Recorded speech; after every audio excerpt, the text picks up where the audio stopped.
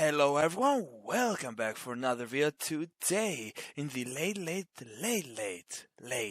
podcast where we'll be having an amazing mono black control session. Ooh, this deck is spicy. If you don't get the joke, basically I'm recording this in like the dead of night because I don't have time to record any other point and my voice is very raspy. I'm very tired, I'm drooping down, but anyhow.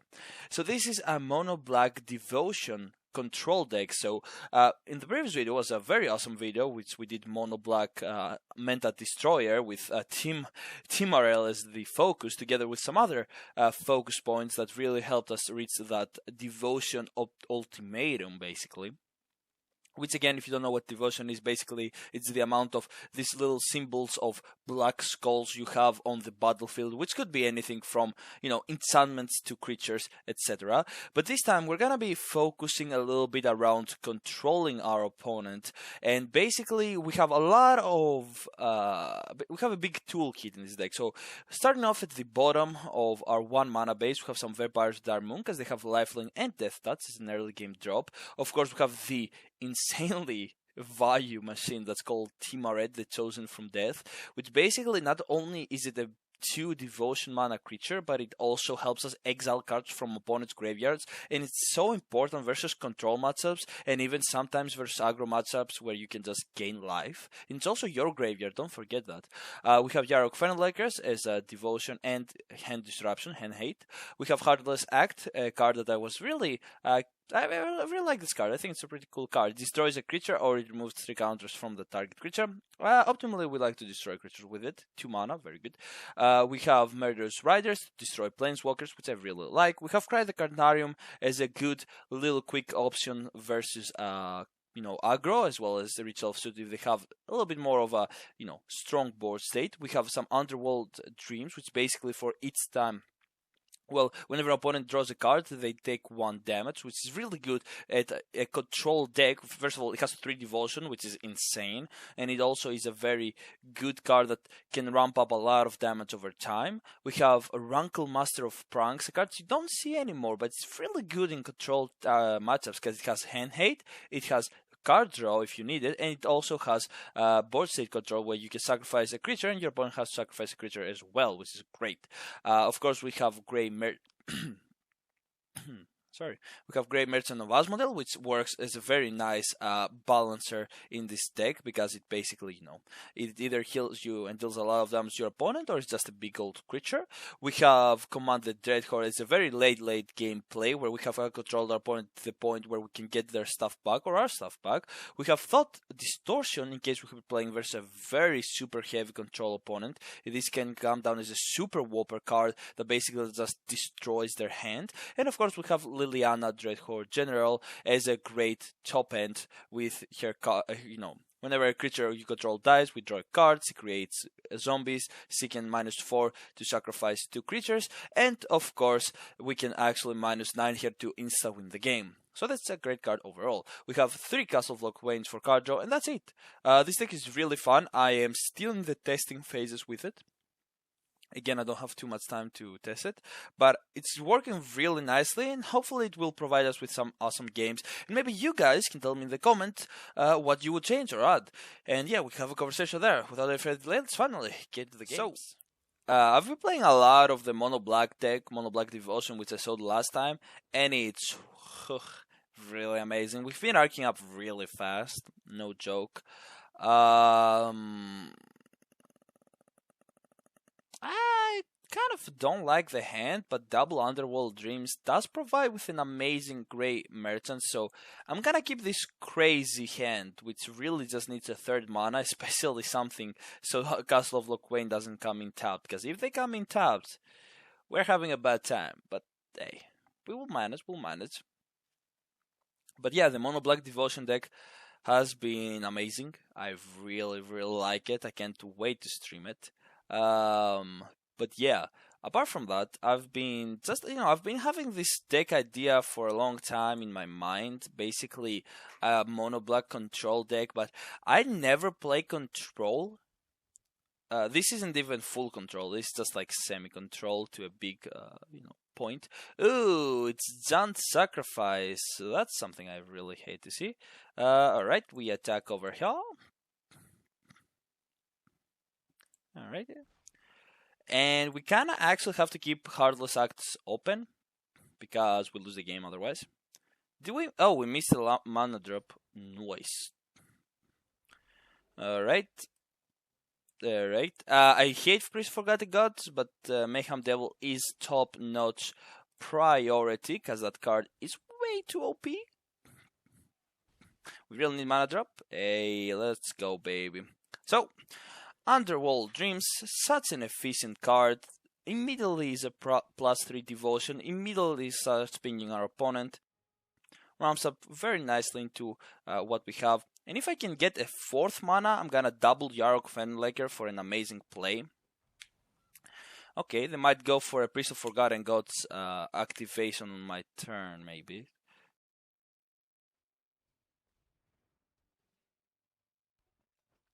Okay.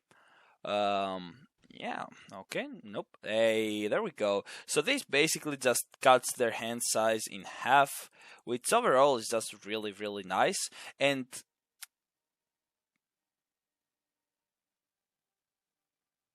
this puts it into the hand, so it actually does not activate Underworld Dreams, which is something I really didn't like as an idea. Put it in your hand. So Jank Sacrifice is super prevalent right now. It's a super good deck, but we have so many ways to destroy them with our board wipes. So in all honesty, if we just draw into our board wipes, we can basically very easily win versus their deck, especially since we're just looking to kind of out-control them. So we'll stack Yarrow King. By the way, I will actually be keeping this video really short, because I really am super pressed for time here, except if I say fuck it and just literally be like, this goes up as late as possible, which is also a thing that could happen. Alright, we get a Woe Strider and a Priest of Forgotten Goods. Yeah, that's a nice joke. Priest of Forgotten Goods. Here, come take your goods. Yeah, yes, I have a stick. Oh yes, it could be like a how is it called? An auction house person. That is auctioneer, auctioneer. I don't know. I don't fucking know, dude. I don't know these things. All right, so they are stuck on 3 mana, and Grey Merchant of Asmodel is 10 damage, with 10 damage making that they're in very, very low mana territory. Unfortunate enough.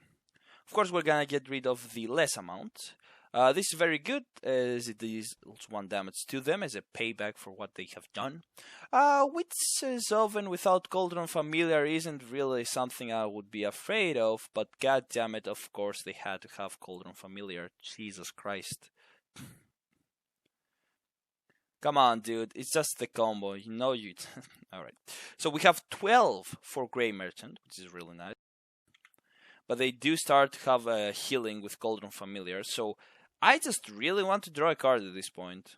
Sorry, a mana. If I draw a mana, I come into this very nice, like, 12 damage play with Grey Merchant. And if we can get another Grey Merchant, that's just like an insta-kill, because they can't heal for enough. So this is a really nice showcase of the devotion. Not that much of the control, but mostly the devotion, which it's fine on its own, in all honesty. Alright.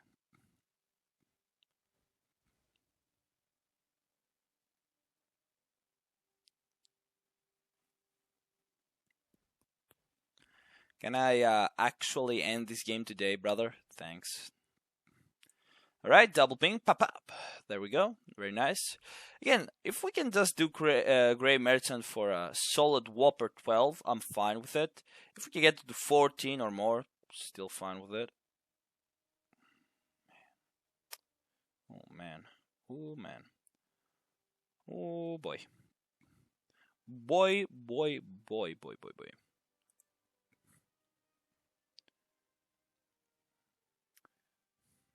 I will keep Murderous Right. Of course, we're running 24 lands, so it's kind of like weird that we don't draw into a 5th land on the top 13 cards, but I guess so.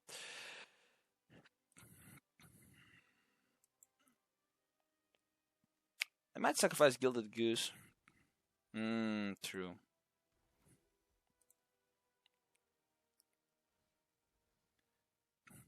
Alright, now we control. Actually, we can.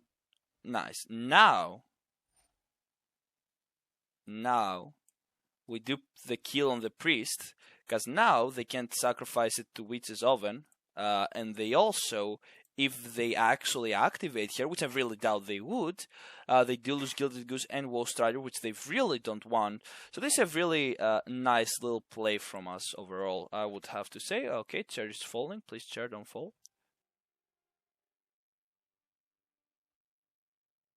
Okay. Really, if they play Bolas' Citadel, they might actually reach the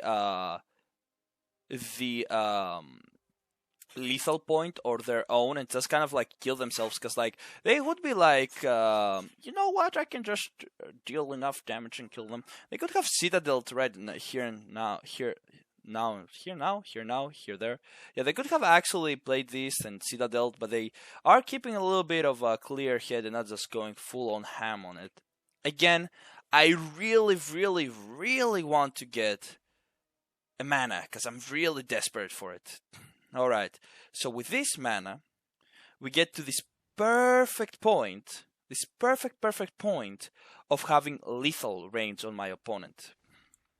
Because now, our Grey Merchant of Asmodel is a whopping, no joking, 16 damage and heal.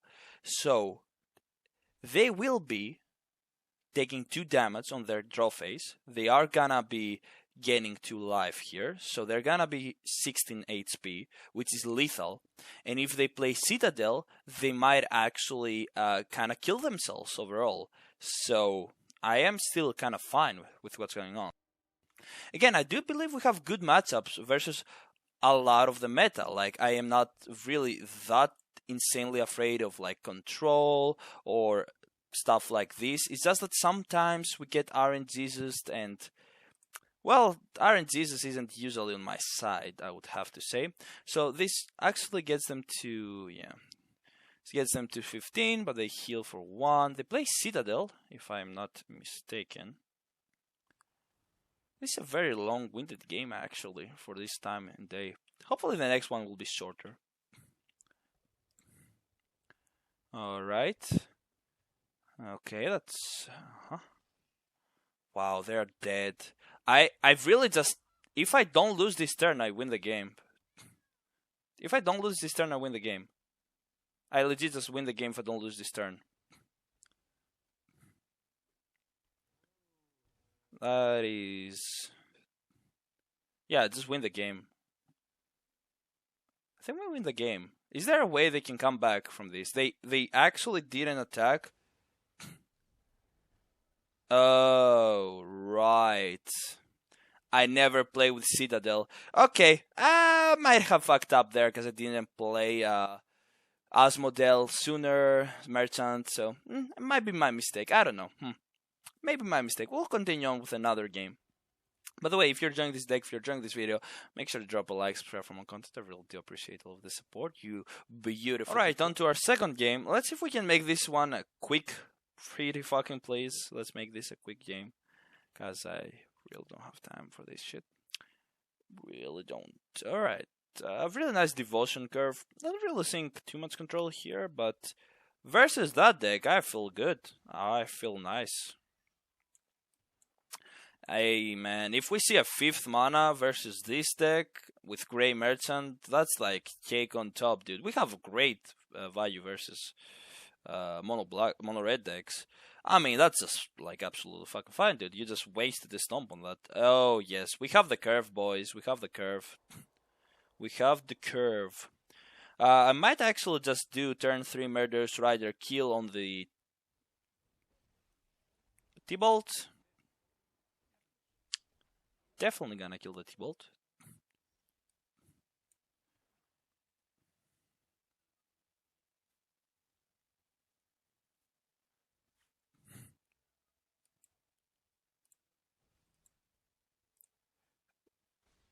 That card is did not expect it and was gonna be a very big problem overall. Of course, Murderous Rider's ability, very good for us. Sorry, Lifelink is very good for us because it will heal us very nicely. It also, the Devotion buffs him to 2-4, which we really like. This point, I'm just looking for... Right, we'll take the 3 damage here. We're gonna lose a land, a Robbie of the lands. That's fine by me. We're gonna take the damage here. Do I shoot? Do I shoot? Do I shoot? 2-2-2. I'm actually... Alright, I have an idea. I'm actually gonna play Grey Merchant for 6. Then I'm gonna reach all of shoot the turn after. And we're gonna just have Grey Merchant on the battlefield and just be overall great. Again, not gonna defend anything because I know they have a buff. It's clear they have a buff due to them not playing anything because it's like I know you have Rimrock Knight, I know you have Shock, I know you have Stomp. I'm not gonna play into something fucky wacky. And here's a very good +6 for us, -6 for them. And right now, because I'm gonna ritual of shoot, I'm gonna very aggressively block, as aggressive as I can with Murderous Rider and Timaret. Like, I'm just gonna aggressively block at this point. Like, I just want to heal, I just want to do shit. I don't really care about anything else, so I'm just gonna do that, and I'm just gonna do that. That's the blocks I'm doing. Oh boy. I mean, we do stop a lot of the damage, and we do heal a little bit, so that's not the worst trade in the universe of trades, actually. Okay, so that might actually go to Fervent Chump.